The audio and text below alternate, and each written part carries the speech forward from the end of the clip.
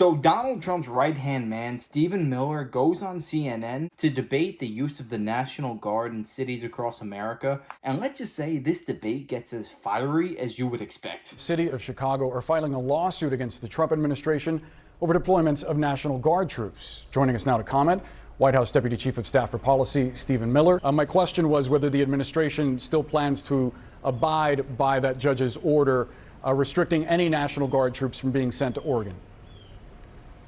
Well, the administration will abide by the ruling insofar as it affects the covered parties, but there are also many other options the president has to deploy federal resources and assets out of the U.S. military to Portland. But I was making the point that under federal law, Section Title 10 of the U.S. Code, the president has the authority anytime he believes federal resources are insufficient to federalize the National Guard to carry out a mission necessary for public safety.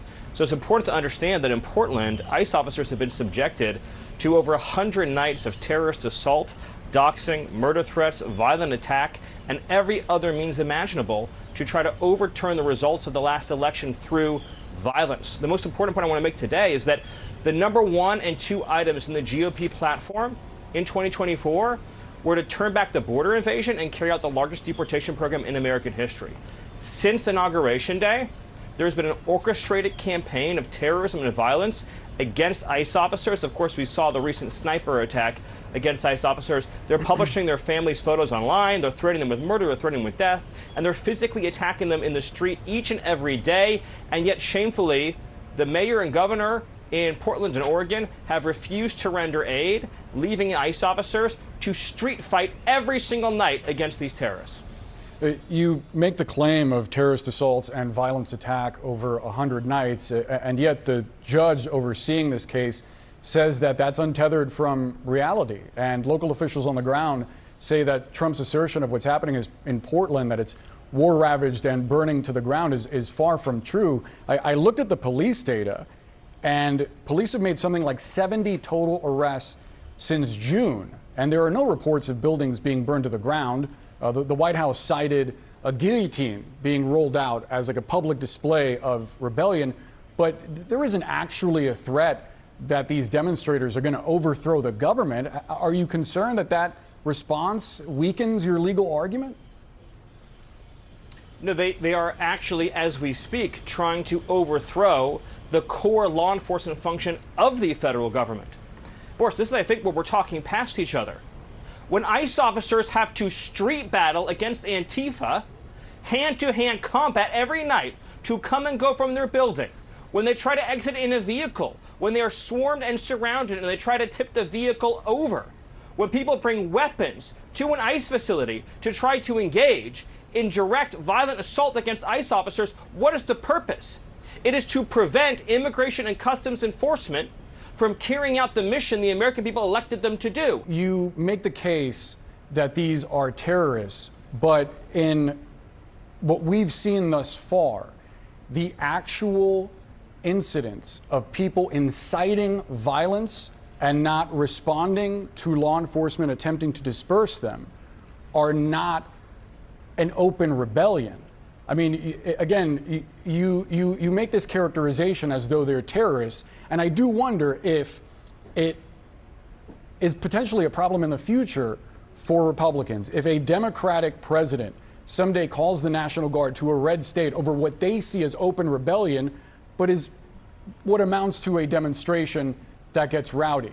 I mean, is that not a fear of yours? And they're posting pictures of their kids because it's a demonstration, and they have a sniper on top of a building firing a high-caliber rifle at a nice facility because it's a demonstration, and they are engaging in vehicle ramming attacks. But the National Guard isn't being sent to Texas. Because it's a the National Guard demonstration. isn't being sent to Dallas, where that sniper was. Because the Dallas Police Department and the governor of Texas, well, you walked right into that one, have responded to every call for assistance and help. They gave a stand-down order in Chicago, and they gave a stand-down order in Portland. Do you realize that there's 11,000 federal law enforcement officers in Oregon? That's larger than the size of the FBI. Local and state police are resourced to deal with this kind of riotous assembly, but they have refused. They've been given a stand-down order. So they've arrested we need some to use 70 National people Guard since and federal June. troops They've been to arresting fill in folks that on the breach. ground. They've been arresting folks on the ground. They refute what you're saying outright. We literally have the 911 audio of the stand-down order in Chicago, and we have documented inside of DHS every single unresponded to 911 call over the recent weeks and months. I actually cannot tell if that CNN anchor is being incredibly disingenuous and lying to its viewers, or he just has no idea what's actually going on. Because the fact of the matter is, if you were an ICE agent in America today, you are a target to the radical left. They will do whatever it takes to stop you from doing your job, to keep America safe. What does ICE stand for? Immigration and Custom Enforcement. They're trying to make sure that everybody in America is an American. But the fact of the matter is, in 2025, the radical left thinks that's oppressive, it's tyrannical. Donald Trump is a dictator because he wants safe and secure borders. And I think we all know why the crazy leftists want these illegal immigrants in the country. Because it helps win elections. Everybody talks about it. It's an open secret. Elon Musk has posted about this countless times. He says it's one of the biggest problems in America today. And that's why, if we want to secure our country for the future, we want to make sure that the people who are in this country are Americans. And we don't want people in this country who are here illegally who want to overthrow what America is and what it stands for. If you love your old country so much, why don't you go back to it? Because the fact of the matter is, political violence is alive and well in 2025. And it seems to me 99% of that political violence is coming from one side. Actually coordinating said campaign?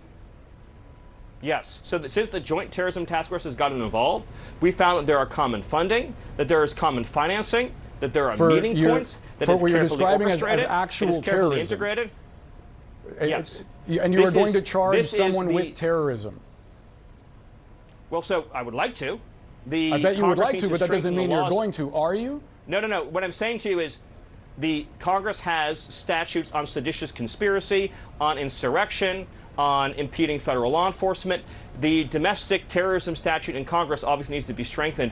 For domestic terrorism in Congress, we have foreign terrorism charges. We have an entire patchwork of federal laws. To the extent that there are charges that apply, we will charge them in every single case. You have impeding law enforcement, you have seditious conspiracy, you have a conspiracy to deprive of rights, you have assault against law enforcement officers. But all of this meets the hallmark, textbook definitions of domestic terrorism. Boris, I just want you, just for a moment, to step back and think about what we're talking about here. President Trump ran and won a campaign on turning back the border invasion. You've said that several times, Stephen. We have a limited amount of time, so let me ask you. Let me ask you about the governor of Illinois. Let me ask you about the governor of Illinois.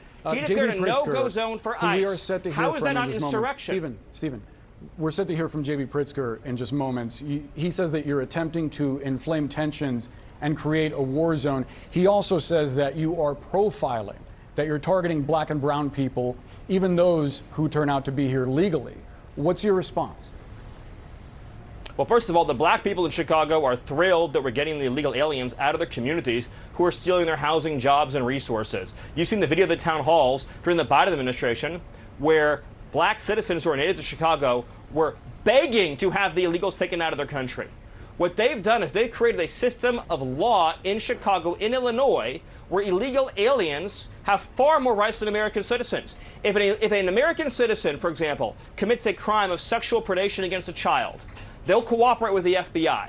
If an illegal alien commits a crime of sexual predation against a child, that illegal alien will be shielded in an ICE no-go zone. I ask you the question, what is the right term to describe a local official declaring a no-go zone for ICE? Would you tolerate it for FBI, ATF, DEA? No, you would not. But there's an effort to delegitimize the core function of the federal government of enforcing our immigration laws and our sovereignty. It is domestic terrorism, it is insurrection, and no amount of insane, hyperventilating lies from Pritzker or Johnson or any other Democratic official will change our minds on that.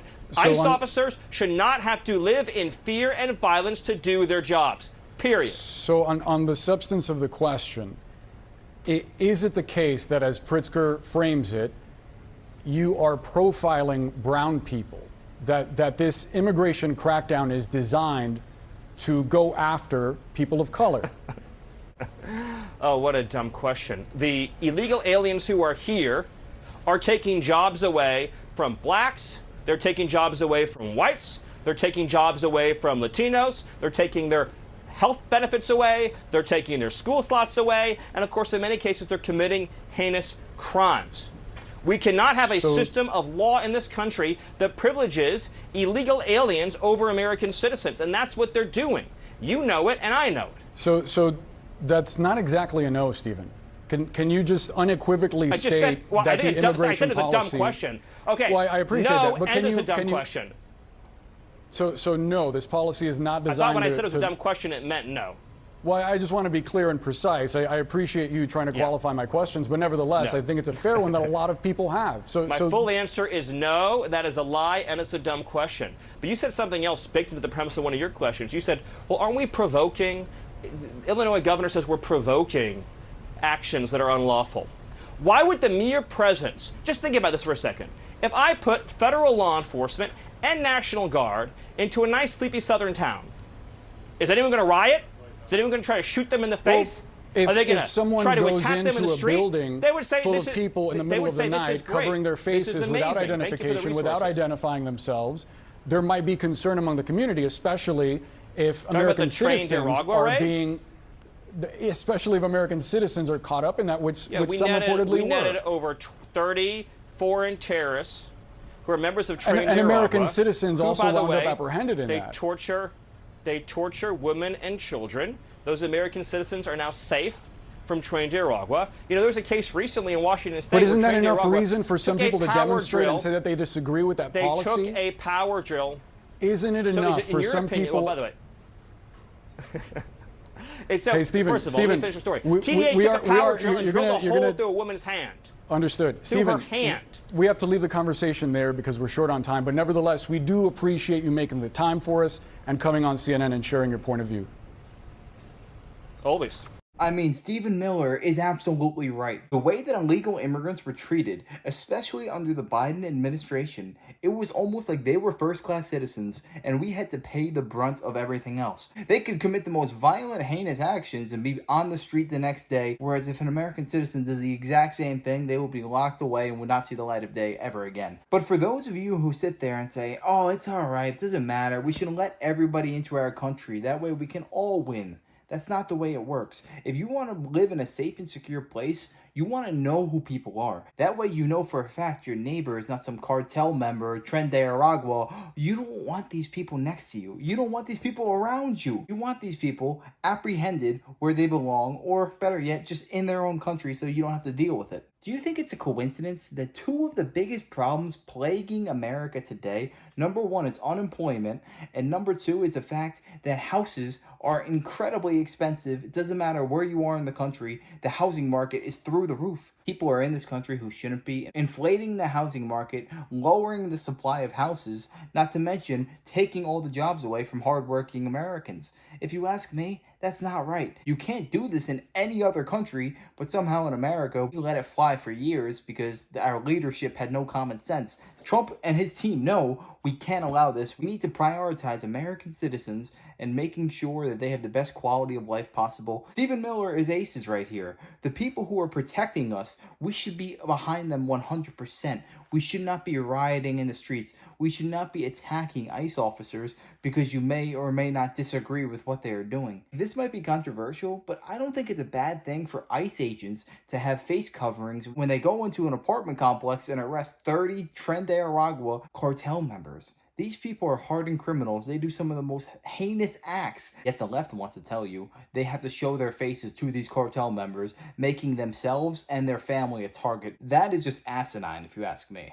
But yeah, let me know your thoughts on this down below. How do you think Stephen Miller handled this? How do you like the job that ICE has done in Donald Trump's term so far? You think they've exceeded expectations, done what you expected, or they're not doing as well as you thought? Let me know. I'd love to hear that. And if you enjoyed, make sure to smash that like, comment, subscribe, and wish you guys nothing but the best. Till next time.